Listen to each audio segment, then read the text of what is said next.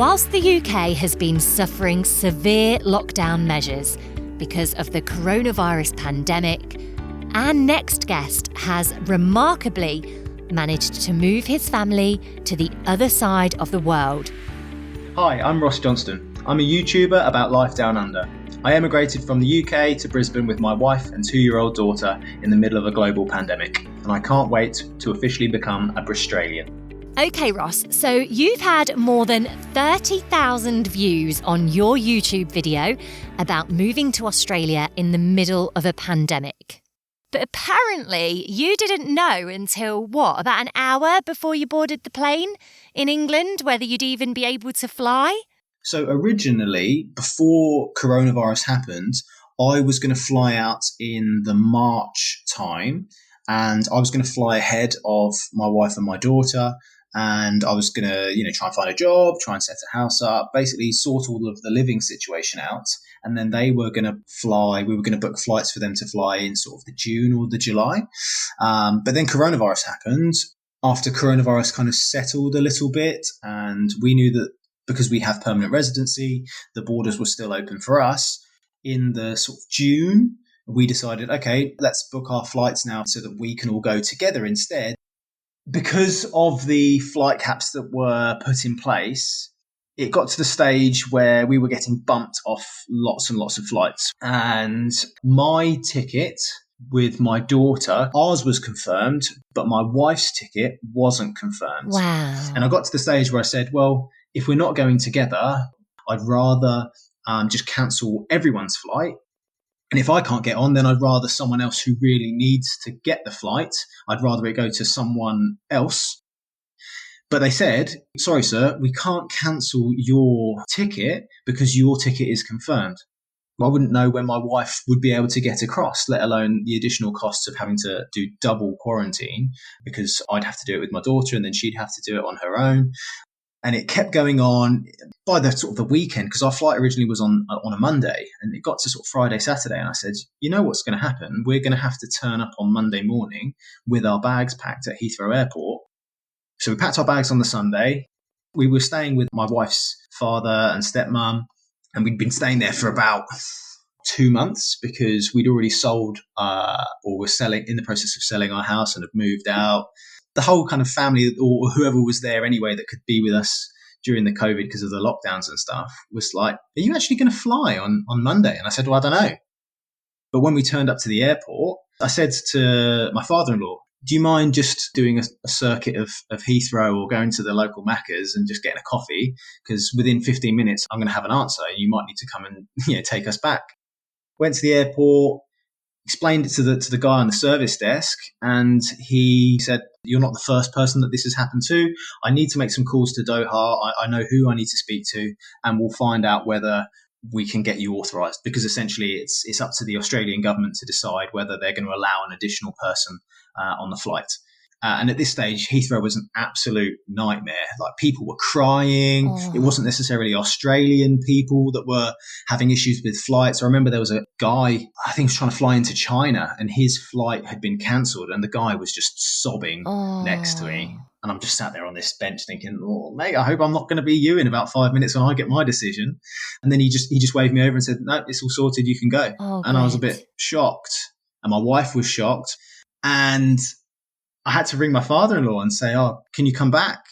And he said, oh, did you not get on the flight? I said, no, we're on the flight. You need to come back and say goodbye to your daughter and your granddaughter. I said, I can't be there because I have to check all of our stuff in, because we then need to run to the gate. By this time, it's like, no, we need to go through now, because otherwise we're going to miss the flight that we've now just managed to get on. So I never got to say goodbye to anyone. I just had to check in. I never even got to say goodbye to my dog. I just thought I was going to go to the airport and come back. Oh, all right. So you got to Brisbane and you were taken straight to a hotel to quarantine for 14 days.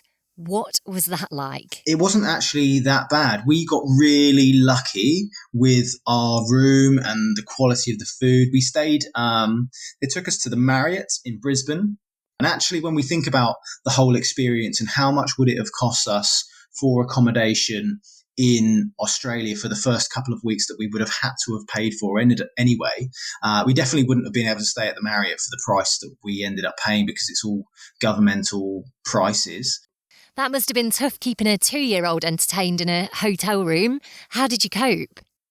We brought things with us knowing that we'd be stuck in a room for 14 days. So we brought as many toys as we could fit. We brought loads of snacks. We watched a lot of TV. So the cost of the hotel for you guys to stay for 14 nights was $3,700. That's around $2,000 in pounds. Dare I ask how much the flights cost you? I think my flight originally for one way, it was about £450. So we had that added onto my wife's and my daughter's flight. And then I think we had to pay about an extra £1,000 on top of that. So I reckon around about £1,400–1,500 for all three of us. Fortunately, because we booked ours before the flight caps, we never had to pay any of the silly costs that the airlines were charging after they put in the flight caps. It's so interesting watching your videos showing the airports and all the empty seats on the planes.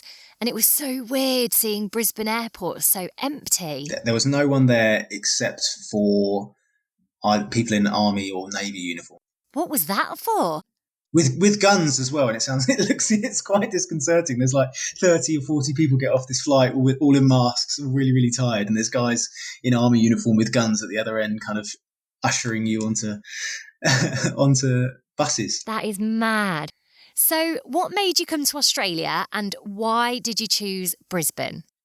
Okay, so why Australia? Because they pay teachers more, and I was getting fed up in the UK with the lifestyle that you have as a teacher. So I've always wanted to move to Australia anyway, because I liked the weather, the culture, the lifestyle. And I had a moment when I just thought, you know what can I trade my 3-bedroom semi-detached house for in Australia? How much am I going to get paid as a teacher there? And I think with the 10 years of experience that I had in the UK, I'm essentially on the highest bracket for teachers. It equates to roughly about a £10,000 pay increase on what I was getting paid in the UK, even as a head of department. I don't even have all the extra responsibilities now, but I get paid about 25% more. And I get to live in, one of the most beautiful countries in the world with the weather that's superb. Our 3-bedroom semi-detached house in the southeast of England now equates to a 5-bedroom detached house with a pool on an 800 square metre plot. I've got 3 living areas when before me, my wife and my daughter were kind of squeezed into one tiny little living room. Teachers are on the skills list. They want teachers. We really miss our friends. We really miss our family. But we've got Skype, and we've got, hopefully once COVID finishes, they can all come here and they can all stay in our home. And what do you teach, Ross? I teach English now. Right. And what year group is that? Is that secondary school, is it? I teach secondary, but I actually teach a trade college now. So our students, they're year 11 and year 12, so they're just finishing their education. So how different are the schools over here? Are the facilities better? Yeah, I think on the whole, it's the same as in the UK, in the sense that private schools are always going to have a bit more funding. State schools are always going to have a bit less. They're going to have more kids in a classroom. I decided to go for a private school here purely because in Queensland, if I wanted to teach in a state school again, there's a little bit less freedom. They kind of allocate you to a school rather than you choose exactly which one you want to go to, whereas independent schools have the ability to employ whoever they want. Yeah, makes sense. And just going back to my previous question, why did you choose Brisbane?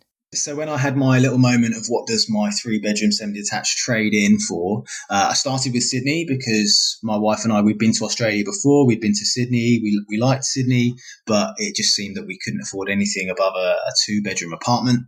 And my wife was very adamant that if I was going to make her move to the other side of the world, it would be for an upgrade. So she had a list of everything that she wanted from a house, and their 2-bedroom apartment would not tick a lot of boxes. We did the same for Melbourne, thinking geographically about which are the biggest cities, where are the most job opportunities going to be. Again, in Melbourne, couldn't afford much more than a 2-bedroom apartment. And then third on the list was Brisbane. I was looking on realestate.com.au and all these like 4-bedroom houses with pools started popping up. So I was like, yep, I found the city that I think I'm going to be able to move to. I like that. Good decision-making process. Yeah, just logic. Very good. So you came over in September last year? Yeah, September the 13th. So maybe unlucky for some, but that was the one where we actually got our flight, yeah. And then because of the crazy time differences, we left on the 13th and landed on the 15th. Yeah, it's strange, isn't it? The whole time difference thing in the same country. Yeah. So when you got here, it would have been the start of spring, just coming out of winter. Mm-hmm. Tell us what the temperature was like there in Brisbane. We landed at night. It did feel a bit muggy. And I think one of the days it was 30 degrees already, like just coming into spring. Every day after that, it just seemed to get higher into the 30s. You notice the humidity. And what's it like for your daughter? Do you think that there are better opportunities here for her? Absolutely. In the UK, cost of childcare in the UK is crazy. We'd kind of have to foot the bill, really, and my wife would be essentially working just to pay for childcare for Aurora. But here, because of things like childcare subsidy, I think it's about 70-something, nearly 80% coverage of the costs. So to send her to daycare all day, we only pay like $15, which means that my wife can go and work. She's not really working just to pay for childcare. She's actually working to generate an extra income for us. But then Aurora for $15 then gets to, play outside with loads of kids. She's got, I think the ratios are like 4-1. They've got really, really good indoor and outdoor facilities. And we've seen in the last few months of her going to daycare, her vocabulary's come along. She talks like so much more. She's so much more active. She has the offer of lots of different fruits, vegetables and things like that. And then it's $15. Unbelievable, isn't it? It's $15 for that. Like, what's $15? You can't even. I went out for lunch today and I couldn't even. That was my lunch, $15. But she gets 10 hours of daycare and all of her food and nappies and everything provided. Oh, it's great that she's settled and she's starting her new life in Australia at such a young age. Just the outdoor lifestyle. That's what we wanted for her. And I didn't mind where we used to live, just outside Reading. But like in Australia, you get barbecues. They're all free. All the parks are nice. There's no glass or needles or horrible things in the park for kids to kind of pick up and find. So how close are you to the beach then? Well, I work up on the peninsula, which is really, the beach is there. I mean, sometimes we're actually allowed to take the kids to the beach on like free lessons if they've got no work to do. For me, if I wanted to drive, it's about 35 minutes to work. So that's how long it would be to there. Down in Redcliffe, they've got like a lagoon area where kids can go swimming. I've got a friend that lives at Bribie where there's a fantastic beach there. For us, that's about 45, 50 minutes. So is that a friend from home or somebody you've met since you've been out there? Yeah. Strangely enough, we were talking about moving over here at the same time. If you're going to move here, it helps if you do have friends or family or people close by, but it's not the be-all and end-all. We've made so many friends just from work, from where we live. Australians are so friendly. Where we used to live in the UK, we knew the people that lived next to us and we knew the people that lived over the road from us. And that was pretty much it. But since we've moved, we know all of our neighbours. I don't think there's only one that we don't really know. It's the complete polar opposite. People really do take the time here to get to know you and genuinely want to be friendly. So you were saying about your jobs and Aurora's going to daycare and it's only $15 a day. Are you financially quite a bit better off over here then? Yes, we do have a lot more disposable income here just because of things like taxation. I mean, pensions in the UK, you'd have to put money towards your pension. They take it out of your pay, whereas here, my employer now pays as much as what I was doing in the UK. And yeah, my wage is more. My wife, she's had a few different careers actually. We weren't sure what she was going to do here because our visa is obviously based upon my profession, but she has qualifications in hair and beauty. That's what she did when I met her. And now she works as a disability support worker. The pay for that is, in comparison to the UK, she's on nearly double what she would have got doing that kind of work than she does here. So, oh, that's great, isn't it? For people who are looking to make the big move to Australia, they tend to want to know what they should be bringing with them and what they should leave behind. What did you bring and what would you recommend? Sell everything. You do not need to bring anything. We only brought sentimental items, pictures. For some reason, my wife still has a wedding dress. Anything that is not sentimental, just sell it. Use that money then to set up your new life here. I came out here with just a rucksack full of clothes. And I also lived in Brisbane when I first got to Australia. And I just couldn't get over the wildlife there. Have you come across any scary spiders? And have you seen your first kangaroo? Yep, seen kangaroos. So where my friend lives on Bribey, when we go to visit him all the time, there's kangaroo. He lives on a golf course. There's kangaroos on the greens, on the tee boxes as we drive through. My daughter loves sort of trying to spot a kangaroo. We've seen possums. So we were at a friend's house, one of our new neighbours. We'd moved in a day and then they invited us round for dinner the next day. So we sat in their garden and there's a possum just walking across the fence. We seem to get these same 4 kookaburras that come and sit on our fence. Thankfully, we haven't seen anything scary yet. I'm still cautious though. Every time Aurora goes out in the garden, I always have a little sweep around and look. Oh.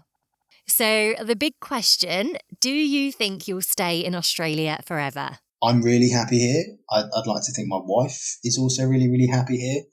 But for her, it's the friends and family that we've left behind. And especially during kind of COVID and not being able to leave the country or not having them able to visit us, it's a bit weird. We don't really know yet how we feel about not being able to have that kind of physical contact with family.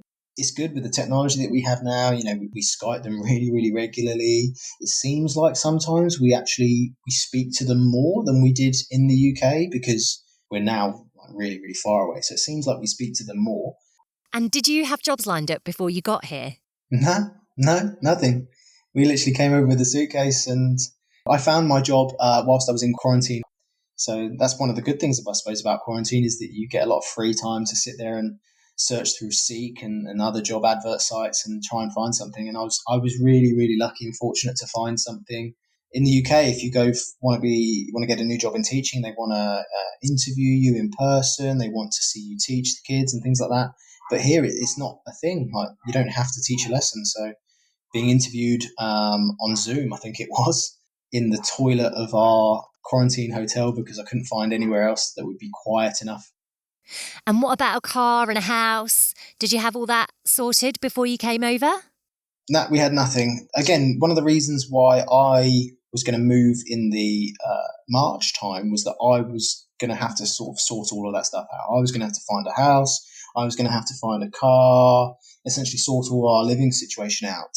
But I said to my wife when we were going to have to go all together, I said, this is a good opportunity for all of us because now you'll be able to see the house that we end up renting. You seem to have done brilliantly. You seem to have really settled in quite quickly. So when you go shopping, are you still converting everything into pounds? Yeah, constantly. Even though I know now, like obviously how much I get paid and how much I can expect to spend in dollars every week or every month on food, I'm still thinking, $5 for an avocado? Oh, that's expensive. That's like £2.50. I've been here 10 years and I'm still doing it. I don't think it ever goes away. Yeah, but I'm slowly starting to get there now in the sense of I understand that like people in Australia seem like $20 seem to think it's nothing. Whereas if I was to say like 20 quid in the UK, like 20 quid's a decent chunk of money. Like I'm not going to just give that away too easily. I'm getting used to that concept now of, yeah, $10 for this, nah, that's cheap. $20 for that, yeah, that's not a bad price. That's also reasonably cheap. Whereas my wife sometimes, she's still converting things over. She'll go, $20 for that. And I'm like, it's not actually that bad. Because she sometimes forgets that it's in dollars anyway and just thinks it's 20 quid. I know, it's like you just see the big numbers and you forget about the dollar side. You think you're paying in pounds. Yeah. Yeah. And you have to fight that initial, oh my God, it's so expensive. When actually, no, it's not. Is there anything that you found to be a lot more expensive over here? Anything that's shocked you? Mushrooms. I don't know why mushrooms are like $10 a kilo. I swear mushrooms are never over £5 a kilo. It's like meat. You go to Aldi and mushrooms are $10 a kilo and chicken is like $9 a kilo. I'm like, how is a mushroom more expensive than a chicken? It's ridiculous. Like, I feel sorry for vegetarians. Ross, when I first came to Australia, if I had had access to your YouTube videos, my visa application process would have been so much easier. You really do a good job of explaining it all. Thank you. Well, that's the whole point of us making it, really, is just to give more of a visual insight as to what it's like. Help them to make that move, to inspire that move, to want to move to this country, because it's so beautiful. It's not for everyone, but I'd just love to be able to share this with more people. Ross has been documenting his new life in Australia and sharing his story on YouTube. You can check out his new 5-bedroom gaff with a pool on That Johnston Life. We asked our Britstralian Facebook community group what brought them to Australia, and the top 3 answers in order of the most votes were for a better opportunity for their children, for a better standard of living, and, of course, for the sunshine and the beaches. You can join us on Facebook. Just search for Britstralian, all one word, or you can follow us on Instagram at Britstralian_podcast.